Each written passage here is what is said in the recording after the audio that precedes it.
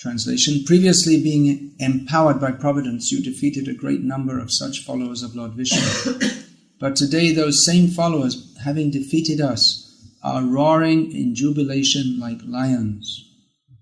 Purport: Bhagavad Gita mentions 5 causes of defeat or victory. Of these 5, Daiva, providence, is the most powerful. Nachad Daivat Parang Balam. Bali Maharaj knew the secret of how he had formerly been victorious because providence was in his favour. Now, since that same providence was not in his favour, there was no possibility of his victory. Thus he very intelligently forbade his associates to fight. Bali Maharaj is talking about providence, otherwise known as fate or destiny, or in modern English misusage or misunderstanding of the word karma. It's my karma. I bang my head against the wall accidentally, it's my karma. Misuse of the word because it should be karma phal. It's the result of my previous activity. If you deliberately bang your head against, then you could say it's karma. Karma means work, and karma phal means the result of the work. So these different words are there: destiny, fate, providence. It's an often asked question, well, if our fate is fixed, then what's the use of trying for anything? Or, when God wants me to surrender to Him, then I shall surrender to Him. Rascal, who says that? He wants us to surrender, but we don't want to, and we blame it on Him. Here the word Sanskrit, daiva, means that which is going on under the direction of the Supreme Lord. And deva means all the various demigods also. They are part of the team. Karmana daiva netrena jantur deho bhaktiye.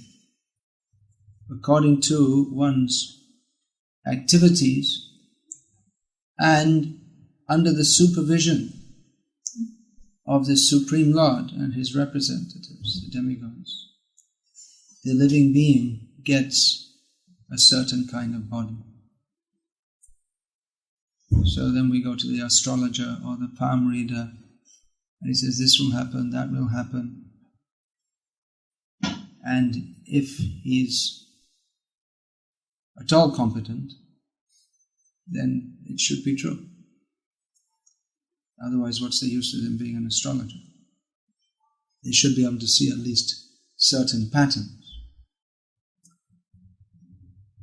So people think, oh, that's fixed, so what's the use of endeavoring in any way if it's all fixed? But it's not all fixed. There's free will also. Certain things are fixed, but within that there's scope for movement also. Just like a cow may be tied, may be tethered up. So if it's a 20-meter rope, then the cow has 20 meters to move it. And it's left alone in the field. They don't do this in England. They put all the cows in a paddock inside a fenced area, but it's common in other countries that they put the post into the ground. What's it called? Stake, yeah. And tie the cow to it. Then they just go away, and the cow can move around this way, that way, can walk closer to the stake, further away, can stand up, lie down. The cow has some independence what to do within a 20-meter radius, that's all. So it can jump up in the air if it likes. Not some cows do that much. Or it can sit down, it can chew its cud, chew the grass if there's any there, like this. So some freedom is there. Now the idea that, well, we're completely, because of my karma, as we say, then I'm forced to do it this way. This is an illogical or a foolish idea. Because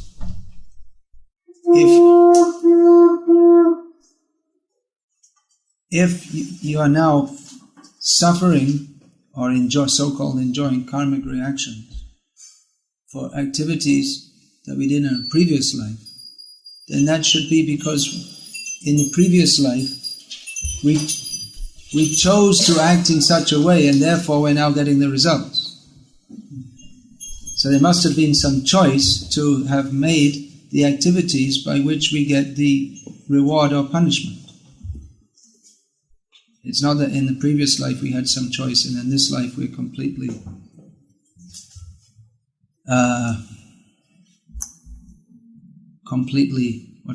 puppets on a string. We're controlled, that's the word.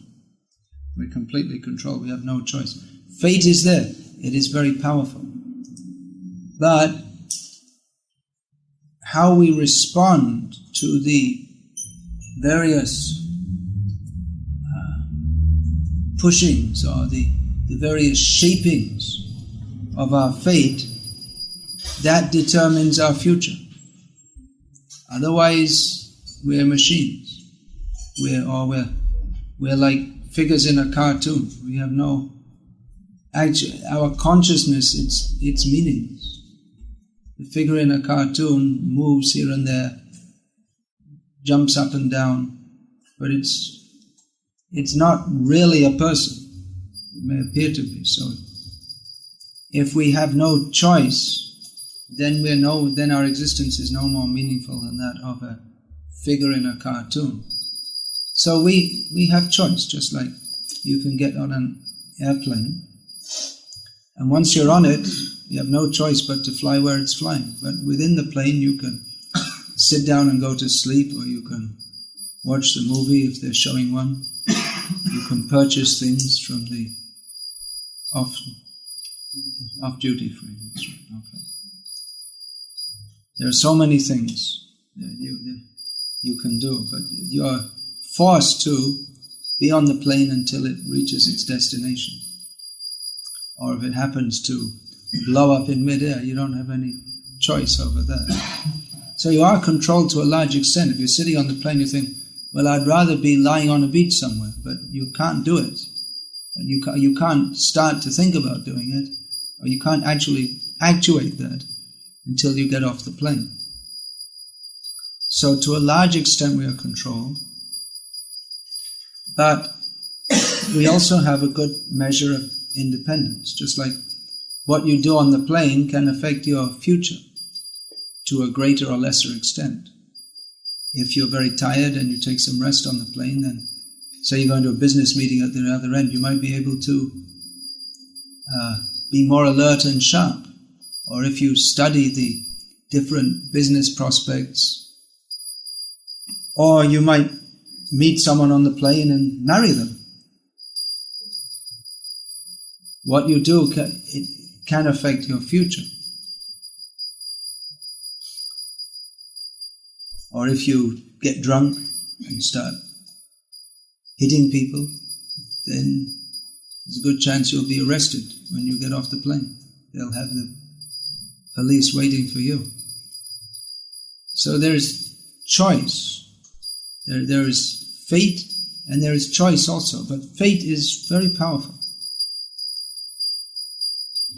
And nevertheless, karmani nirdahati kintu cha bhakti bhajam.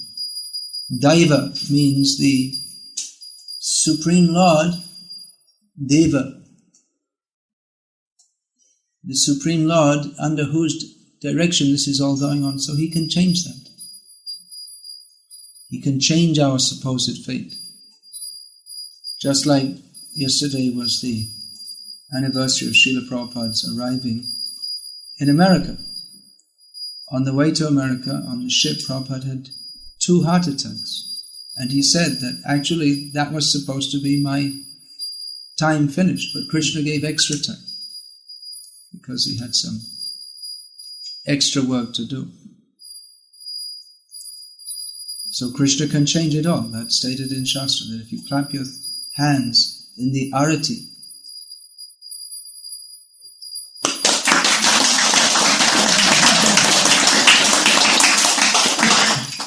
You didn't need to do that because you're already chanting Hare Krishna. But the idea is that your fate changes. All your sinful reactions fly away, just like clapping your hands under a tree and all the birds fly away. So anyway, you're already chanting Hare Krishna. But it changes. Now, superficially it might seem that your fate, it gets worse. Many people say that well, I took to Krishna consciousness to get rid of all my problems. I got more problems. It may be. It may seem like that. But that is explained that Krishna he sees his devotee, he wants his devotee to come to him. One who is very merciful to. People think, oh, if God is merciful to me, he will give me lots of money. But if he's more merciful, he may take away whatever you have. Because Tatotanam Tejantyasya Swajana Dukha Dukitaha.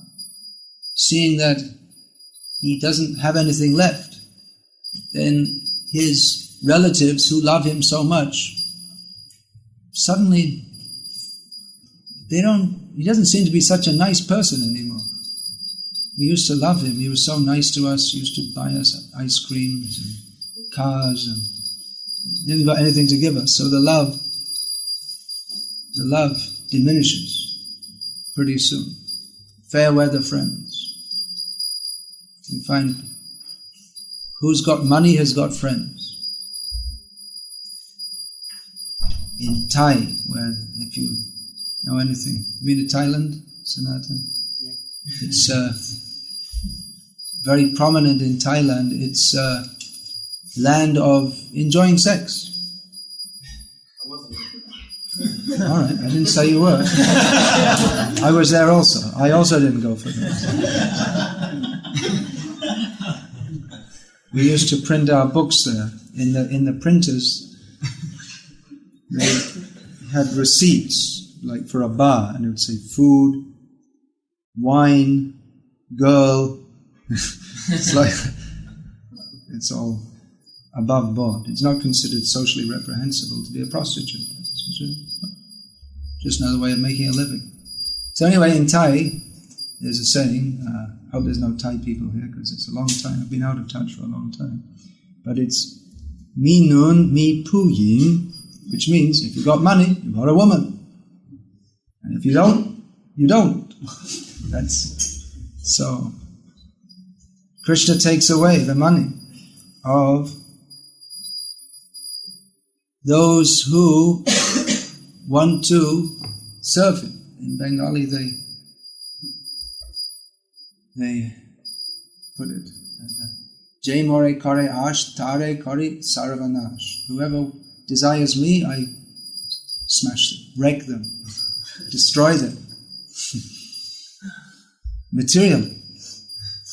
So it may be, we think, what's going on? I was worshipping Krishna. I thought life would be better, but it's getting worse and worse. Look at Bali Maharaj. He's such a honest devotee. And Krishna just humiliated him. Took away everything he had, all the effort. It wasn't just that Bali Maharaj and the demons, they were just sitting around, nothing to do. What should we do today? Okay, let's go and conquer the heavenly king. Okay, let's go. It wasn't like that. Obviously, they did a lot of preparation and planning and chanting mantras. And it wasn't just by chance. You don't win battles by chance alone.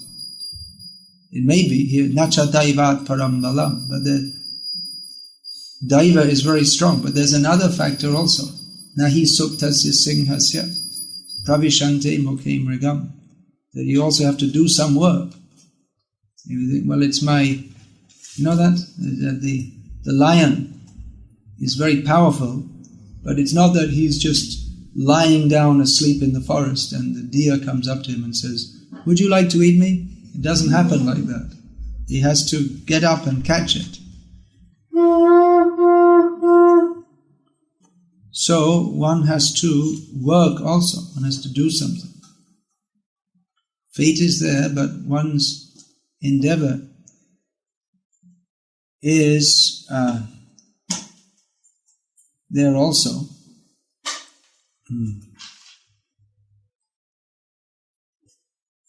But we might find that things get apparently worse.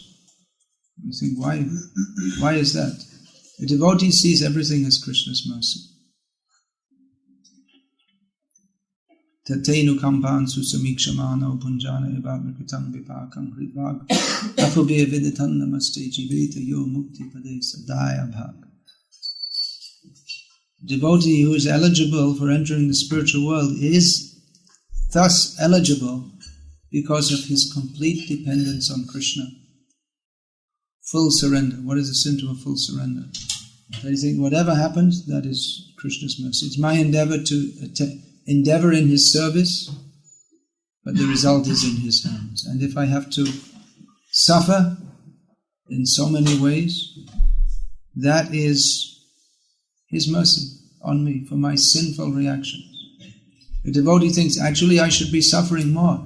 He's so kind to me that He's only giving me this little reaction. Actually I deserve much more.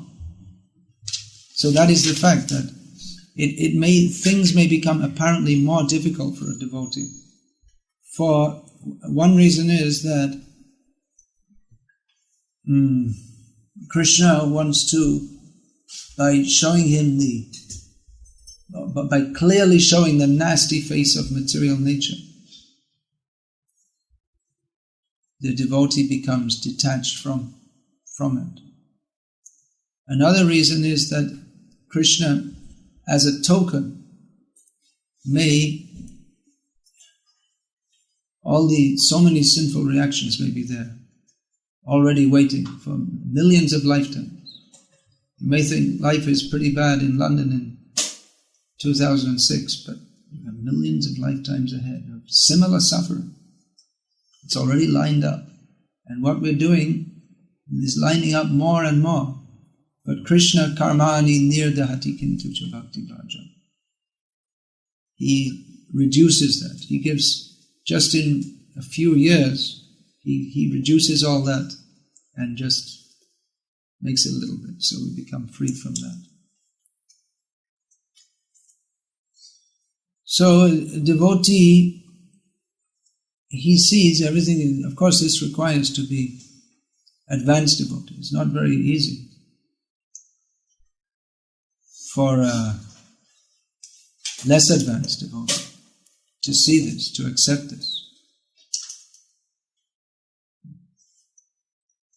But a more advanced devotee sees that everything is in Krishna's hands. That doesn't mean that he doesn't endeavor. He tries his best to serve Krishna. But ultimately, I am not the doer. As long as we're thinking, I am the doer, I am preaching, I am distributing books. If we think like that, every book distributor knows, as soon as we think, I am distributing books, then we can't distribute. All of a sudden we meet so many demons. And as soon as we start praying to Krishna, oh Krishna, make me your instrument, then again, the books go out. Or maybe not also, because that's up to Krishna. So dependence, this is the meaning of Sharanagati. We were reading yesterday Prabhupada's prayer, that I've come like a puppet, you are the string puller. And that to be a puppet of Krishna,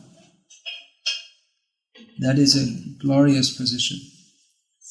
That Krishna will directly pull our strings. Otherwise, you've seen the picture maybe in the old edition of Bhagavad Gita, they used to have the picture of the three modes of material nature. So we think we're independent, but actually we are prakriti kriyamana ni gunai karma ni sarvashaha.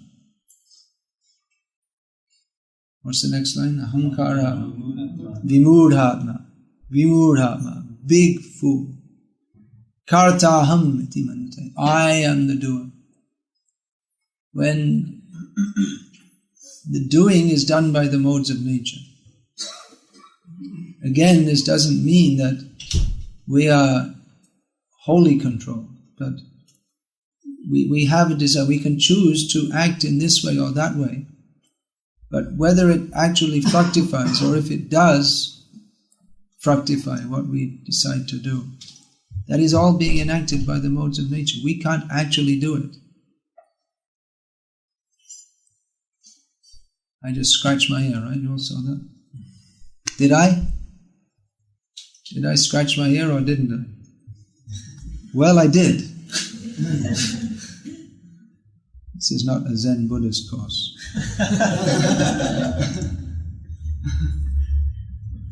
But I was only able to do so because the material energy, which works under the direction of Krishna, allows us to do so. We take it for granted that I can move my hands and fingers and that, but the power can be taken away at any time. I had this experience once on a cold morning in the winter in Gujarat. I woke up and I couldn't move my whole right arm. I couldn't brush my teeth or anything, not with my right hand, I do it with my left hand. So I just took it, you take it for granted, you get up in the morning and go like this, but I couldn't actually. Just like this, I couldn't move it at all. It's just completely stiff. So we take it for granted that we can do this and that, move our hands here and there, and everything else too. I'm going to Heathrow Airport today. Maybe. Planning to. But don't know. You never know. It might not even be a Heathrow Airport by the time I get there. You never know. There are plenty of people in this, well, not at least some people who would be quite happy that there's no more Heathrow Airport. So I might not be in this body up till that time. So that's why, actually in Islam, they say, Inshallah, I shall go to the airport today, Inshallah, if Allah so desires. Not that I will go. You may say, I'm planning to go. But it may not be. It depends on him. If Krishna so desires. We used to pray that for Prabhupada. Prabhupada allowed, we could say this prayer. My dear Lord Krishna, if you so desire, please cure Srila Prabhupada. Everything is in Krishna's hands. So fate is very powerful, and you can have your chart read and see this may happen, that may happen. And we see even for devotees, what is predicted will probably come true if you have a fairly decent astrologer. Or the tendencies may be there. But how it happens is different for devotees and different for non-devotees. That means that if a devotee has to apparently suffer sickness, actually a devotee never suffers sickness. Or actually even a non-devotee never suffers sickness. But a devotee doesn't suffer. Jato deko Vaishnava Vyavaha Duk Nischoy Janeho Taha Parananda Shuk. We should be careful when we see devotee. Oh, this devotee suffering so much, so sick. But Vrindavan Das Thakur warns us that if you see a devotee apparently suffering, you should know that he's never removed from his position of transcendental bliss.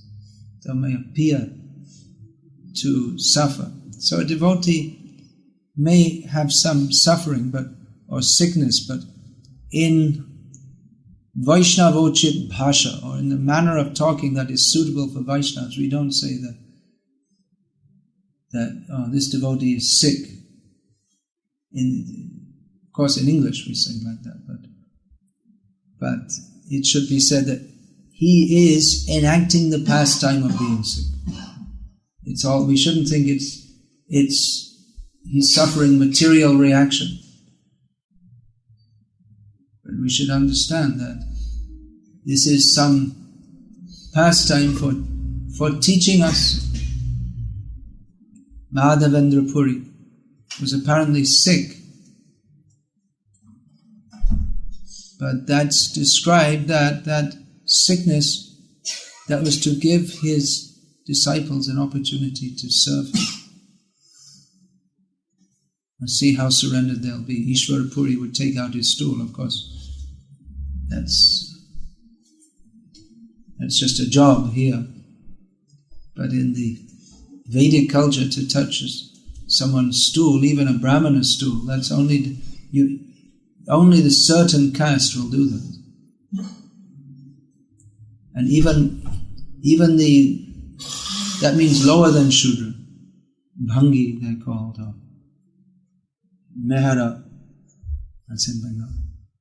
So even others who are lower than Shudras, they won't do that. You can't pay them even. They may be poor, you can't pay them to carry out someone's stool, because it's considered just below their dignity. But Ishvara Puri did that. When Madhavendra Puri was exhibiting the pastime of sickness, because his dedication to his guru was more than his identification with his bodily prestige. He had no identification with bodily prestige. So a devotee, it may say, he will have sickness, it may be shown in the chat, but that sickness is not exactly to be understood as a karmic punishment, but Krishna is giving a test. Krishna is showing how we should not be attached to this body.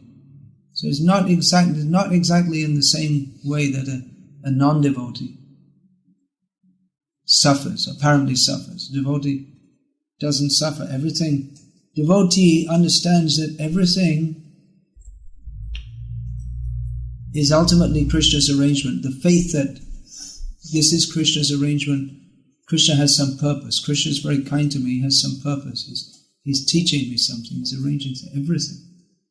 Even if everything apparently goes wrong, even in our preaching, just see Prabhupada, he was making so much endeavor, preaching in India, and sometimes it seemed very hopeful and then it all dissolved, like his business prospects. It all seemed very hopeful, then it dissolved. And then his preaching in India, time and again it looked very hopeful. In Jhansi it looked very hopeful, and then it all dissolved. And then he had different ideas for making magazines, all dissolved. Ultimately Krishna brought him to America. And even then he had to apparently struggle so much, but Krishna had a plan, obviously. In retrospect he could see. And devotees who have been engaged in Krishna consciousness for some years, then they can probably look back and say, oh, that was Krishna's plan. That must have been Krishna's plan that happened like that. It seemed, at the time it seemed very bad, but then you see what happened ultimately. That's Krishna's plan for our purification. So a devotee sees Krishna's hand in everything, and he also sees that we cannot do anything without the will of Krishna. Krishna is certainly helping us. He's helping the non-devotees also, but that's in a different... The help comes through a different agency. That comes through the agency of the material energy. But the hand of Krishna is very kind, even though it sometimes may appear to be unkind.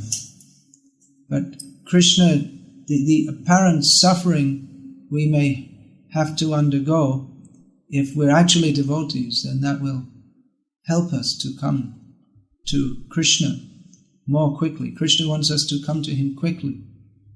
Narad Muni, to speed up Krishna's Leela, he sometimes goes to Kamsa and say, hey, you know what? all those innocent cowherders in Gokul, they're actually your enemies, the demigods. And they're all the demigods are being born all around you. This is pretty dangerous. Okay, kill them all. That was his reaction. So Narad Muni apparently acted as a traitor, but he knew that Krishna, he is invincible, unconquerable. So to speed up the goings on, he acted as a provocateur. No one blames. No one has ever blamed Narad Muni. No devotee ever blamed Narad Muni. So this vision, now there are certain court cases against ISKCON for how people were mistreated, which is true, but a Krishna conscious vision of that was that, well, you can't force people to have that vision, but if they were actually Krishna conscious, they'd see, well, that was Krishna's plan for me also. I deserved that. In the modern age, no one deserves anything, no one takes responsibility for anything. I'm all screwed up because my parents mistreated me, the school mistreated me. It's all everyone else's fault. The blame is always put on someone else. But the blame is on us. Purusha prakritisto hi bhunte prakritijan gunan karanam gunasangasya sadasad yonijanmasu. We are in this material world enjoying and suffering the results due to what is the cause? Because of our association with the modes of material nature. We have made our fate. It's not, you may say, well, the cause is because my father beat me black on blue every day, so therefore I'm a murderer. It may be true, but there are several causes. In anything, there's several causes. What is the cause of a clay pot? Well, the clay is one cause. The potter is another cause. The potter's family is another cause because he has to make money to support them. The people who desire to use the pot is another cause. So there are various causes. So the father beating you black and blue may be one cause, but ultimately we are responsible. No one came and said, now you murder this person. But we chose to do that. We may be in a disadvantaged position, but we have to take responsibility. The legal system may say otherwise, but the laws of nature are going on regardless of the concocted laws made by the human society. So this Krishna consciousness means to see Krishna as the cause of all causes, understanding cause and effect. This is science. Practically, what is science? It means to see cause and effect.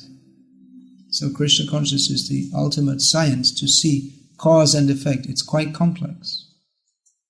What is the cause of, just like there's this, what they call Islamic terrorism. Although those who are called Islamic terrorists, they don't call it terrorism, they call it jihadi or whatever they want to call it, sacred war. They have a different outlook on it. So what is the cause of that? So you could say, well, the cause is that they're just all wrong, or you can say the cause is they don't want to be Americanized. The historical causes, if you look at the conflict in Israel, what are the historical causes, how the Palestinians were booted out of their country. And so you can see so many causes. It's very complex. But ultimately the suffering we experience in this material world, every one of us, it's because we chose to forget Krishna. And Then we perform so many activities, and each activity brings a result, and it goes on. It's a great, great chain, and we try to sort it out. We try to sort out all our problems one by one. Go for psychological counseling, and then we'll have a different system of government, and then we'll have different persons in government, and we have to solve our health problems. You have to go jogging, you have to take vitamin E tablets. Everything we do practically is an attempt to overcome all our innumerable problems one by one. It'll never work. Even if we could solve all our problems, there'd be one major problem. It's called the death problem. That everything. Now it's very nice. There's no more Islamic terrorists. They all woke up one day and said, actually, this isn't very good. I think I'll stop being a terrorist. And instead we'll put flowers in our hair and become hippies. And be nice and smile and say, peace, man. So the terrorists, there's no more terrorism, and there's no more pollution. Can't imagine how they're going to do that one. And there's unlimited supply of vitamin E tablets. And everything's wonderful, but it's just one problem: you have to die. So the solution to all problems is don't die. Chant Hare Krishna. Anyway, I'm going to get a reaction for this. I'm 2 minutes over time. Better not make more bad karma here. Okay, please forgive me. Hare Krishna. Hare Krishna.